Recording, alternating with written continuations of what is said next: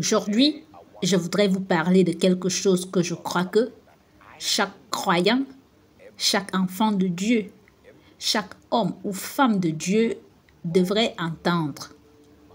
Il s'agit bien sûr du ministère de la prière. Mais je veux me concentrer sur 3 choses. Premièrement, qu'est-ce que la prière? Deuxièmement, pourquoi prions-nous? Troisièmement, pendant combien de temps devrons-nous prier pour que Dieu exauce nos prières? J'ai vu des gens dans le corps du Christ, dans la communauté chrétienne, prier, non pas parce qu'ils comprenaient ce qu'ils faisaient, mais parce que tout le monde dans la communauté chrétienne le faisait. Et ce n'est pas parce que vous faites ce que les autres font que vous avez la révélation de ce que vous faites.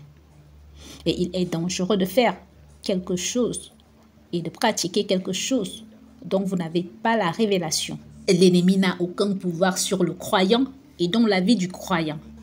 Mais ce qui lui donne accès et ce qui lui donne du pouvoir, c'est ce que j'appelle l'ignorance. C'est pourquoi j'aime dire ceci, que plus vous en savez, plus vous fonctionnez. Moins vous en savez, moins vous fonctionnez. Vous ne voyagez que dans la direction de ce que vous savez. Et une fois que vous voyagez dans la direction que vous connaissez, vous arriverez à destination. Donc, je crois que ce message vous apportera une révolution qui catapultera votre vie pour toujours. Qu'est-ce que la prière? Commençons par là. La prière, c'est le prosoké, qui signifie la communication dans les 2 sens. La prière n'est pas une analogie, mais un dialogue. Et ça, c'est parce que lorsque nous prions, nous nous adressons à un être supérieur. Dans notre cas, nous parlons à Dieu, le Créateur du ciel et de la terre, et il nous répond. Il ne peut donc s'agir de prière tant que vous êtes celui qui parle et que celui à qui vous parlez ne vous répond pas. Mais pour ceux qui sont encore des bébés dans le Seigneur ou dans le Christ, je définirais la prière comme étant l'expression orale d'un désir. C'est parce que dans Marc chapitre 11, permettez-moi de le lire rapidement, Marc chapitre 11, verset 24, Jésus dit ceci. Il dit, « C'est pourquoi je vous dis, tout ce que vous demanderez en priant, croyez que vous l'avez reçu et vous le verrez s'accomplir. » Cela signifie qu'avant de prier, il faut avoir un désir. Avant que vos genoux ne touchent le sol, vous devez avoir un désir. Si vous priez sans désir, cette prière ne donnera pas de résultat. C'est Jésus qui dit cela. C'est vrai. Et qu'est-ce que le désir? Le désir est une envie profonde, une aspiration intense à ce qu'une certaine chose se réalise. Ainsi, chaque fois que vous priez, Dieu regarde votre désir. C'est pourquoi l'Écriture dit dans Luc chapitre 6, verset 45, « C'est de l'abondance du cœur que la bouche parle. » N'oubliez donc jamais que le désir accompagne la prière. La prière suit le désir. Passons rapidement au 2e point. Pourquoi prions-nous? Cela va vous surprendre. Nous prions parce que nous cherchons des réponses. Les hommes prient parce qu'ils cherchent des réponses. L'homme prie parce qu'il cherche des réponses. Donc, peu importe qui est la personne, chaque fois qu'une personne prie, elle cherche des réponses. Et c'est pourquoi je vous ai dit, quand nous avons commencé, que la prière est un dialogue, pas une analogie. C'est une communication à double sens. L'homme prie parce qu'il cherche des réponses et Dieu, qui est l'être supérieur dans ce cas, répond aux hommes. L'homme prie parce qu'il cherche des réponses. Je vais vous expliquer cela. Dans le livre de la Genèse chapitre 4, quand vous lisez les versets 25, 26 et suivants, La Bible déclare que c'est dans la génération de Seth que les hommes ont commencé à invoquer le nom de l'Éternel. C'est-à-dire que c'est dans la génération de Seth que les hommes ont commencé à prier. Mais avant la génération de Seth, les hommes n'ont jamais prié. Pourquoi? Lorsque nous lisons la Bible dans le livre de la Genèse, l'on se rend compte qu'Adam n'a jamais prié. Ève n'avait jamais prié. Pourquoi cela? Parce qu'Adam avait toutes les réponses. Donc, il n'avait pas besoin de prier. Donc, lorsque Dieu a apporté les animaux à Adam, Dieu n'a jamais chuchoté à Adam en lui disant « Voici le zèbre ». Non.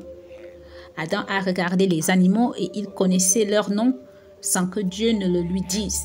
Et cela était dû au fait que Dieu avait mis des réponses dans les hommes. Je vais aller encore plus loin.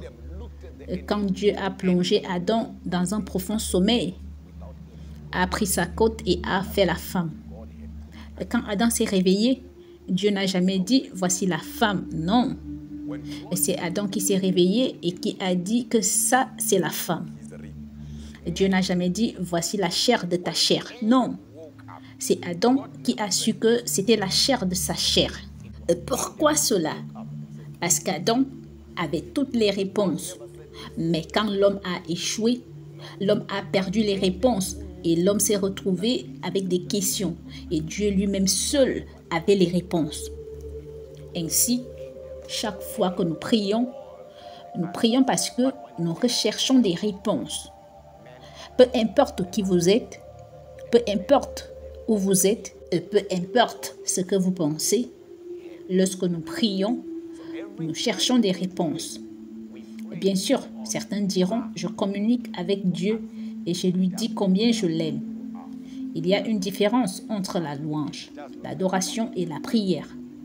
Lorsque vous adorez, c'est une autre histoire. Lorsque vous louez, c'est une autre histoire. Mais quand vous priez, vous cherchez des réponses. Je sais que beaucoup de gens ont leur propre définition de ce dont nous parlons. Mais vous devez apprendre à permettre à la Bible de vous donner les réponses que vous cherchez et non la sagesse et la connaissance de l'homme qui vient à votre secours. Sinon, vous serez toujours trompé par l'homme. C'est pourquoi nous prions. Mais je voudrais en venir au dernier point qui, à mon avis, est très très puissant.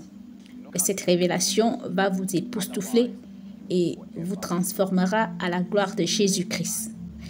Combien de temps devrons-nous prier pour que Dieu nous exauce? La réponse se trouve aussi dans la Bible. D'abord, vous devez comprendre que Dieu ne répond pas à vos paroles, mais qu'il répond à vos pensées. Permettez-moi de le répéter. La première chose que vous devez comprendre, c'est que Dieu ne répond pas à vos paroles, mais Dieu répond à vos pensées. Le livre d'Ésaïe 65, verset 24 déclare « Avant même qu'ils m'invoquent, je répondrai. Avant qu'ils aient cessé de parler, j'exaucerai. » Donc, si Dieu vous répond avant que vous ne l'invoquiez, il ne vous répond pas parce que vous avez appelé. Il répond à vos pensées. Pourquoi vos pensées? Parce que vos pensées sont connectées à votre esprit. Et Dieu a une relation avec votre esprit. Et je vais vous expliquer cela encore plus en détail.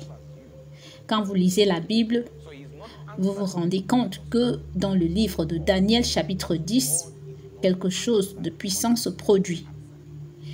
Quand vous commencez à lire à partir du verset 11, Gabriel apparaît à Daniel. Rappelez-vous que Daniel était en prière et en jeûne depuis 21 jours. Mais voici ce que Gabriel avait dit lorsqu'il est apparu à Daniel.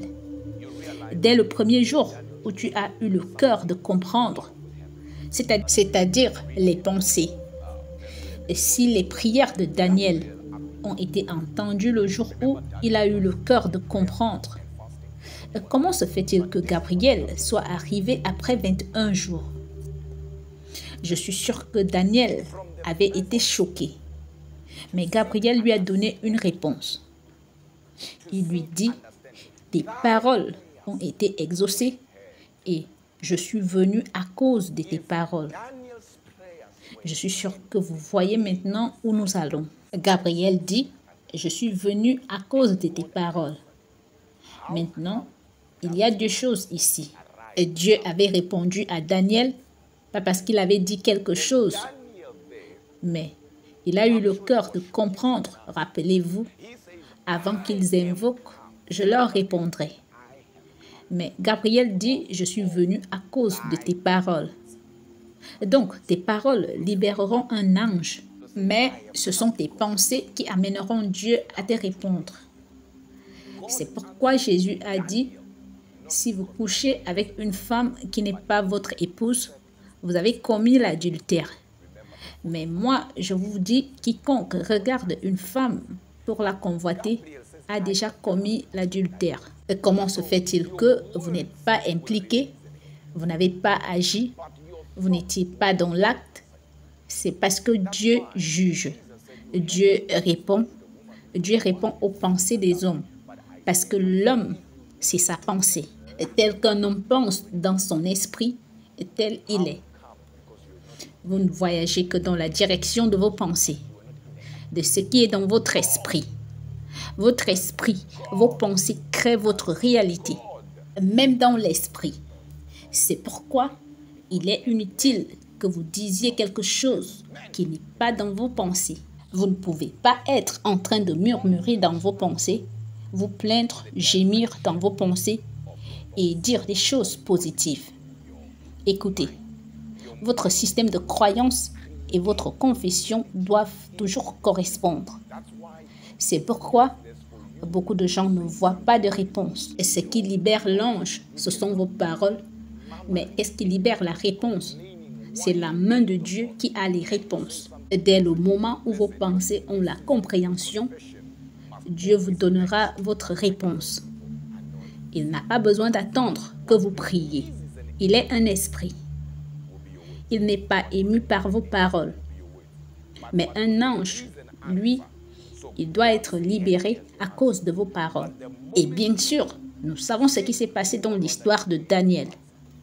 Le prince du royaume de Perse a résisté à Gabriel et il y a eu une bataille. Maintenant ici, voici votre réponse. Combien de temps doit-on prier? Et Daniel ne s'est jamais dit, je jeûne pendant 21 jours. Non.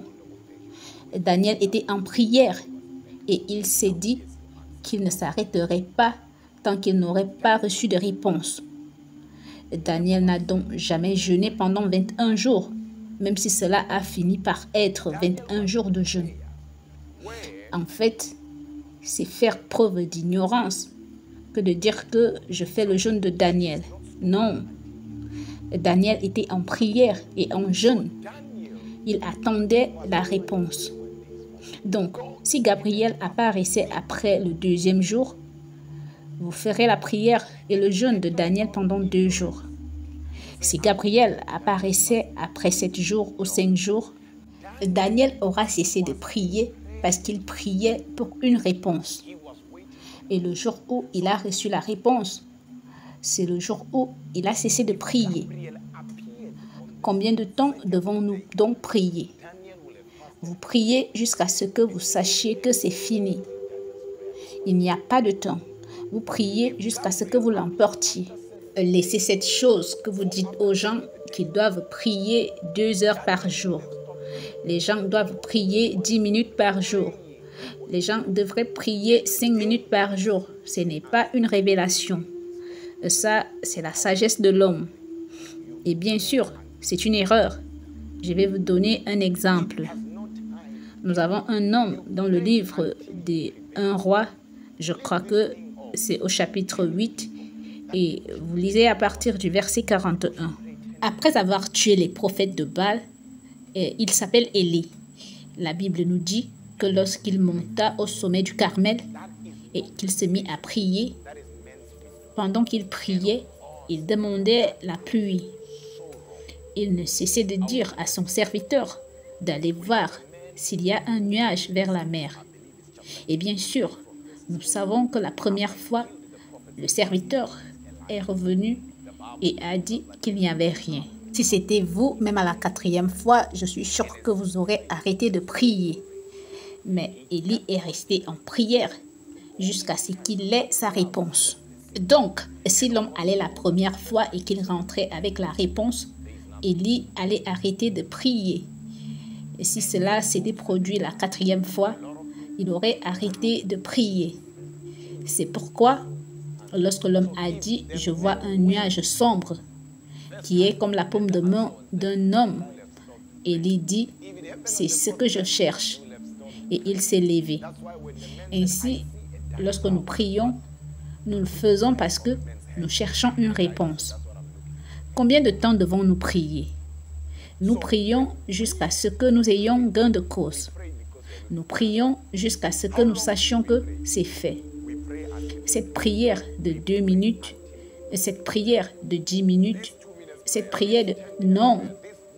Vous priez jusqu'à ce que votre esprit confirme que c'est fait. Parce que lorsqu'il s'agit des choses de Dieu, les choses de Dieu sont spirituelles. Et nous comparons les choses spirituelles aux choses spirituelles, n'est-ce pas? Vous n'utilisez pas votre pensée humaine car Dieu n'est pas soumis au temps. Le domaine du temps ne peut pas dicter les mouvements de Dieu. Le fait que les anges se déplacent grâce à nos paroles et à ce que nous disons, et ce que nous disons devient un véhicule que les anges utilisent. Dans le livre des Actes, chapitre 12, Jacques est arrêté. Nous n'entendons pas parler de prière de l'Église, mais nous entendons parler d'Hérode qui a utilisé une épée pour le tuer. Dans le même livre des Actes, au chapitre 12, Hérode arrête Pierre. Et ici, l'Église rectifie son erreur. Elle a commencé à prier sincèrement pour Pierre. La Bible dit au verset 7, chapitre 12 des Actes des Apôtres que Dieu a envoyé un ange qui priait l'Église et qui entendait leurs prières. Pourquoi l'ange était-il descendu? À cause de leurs prières. Quand Jacques a été arrêté, ils ont pensé qu'il serait libéré et ils n'ont rien dit.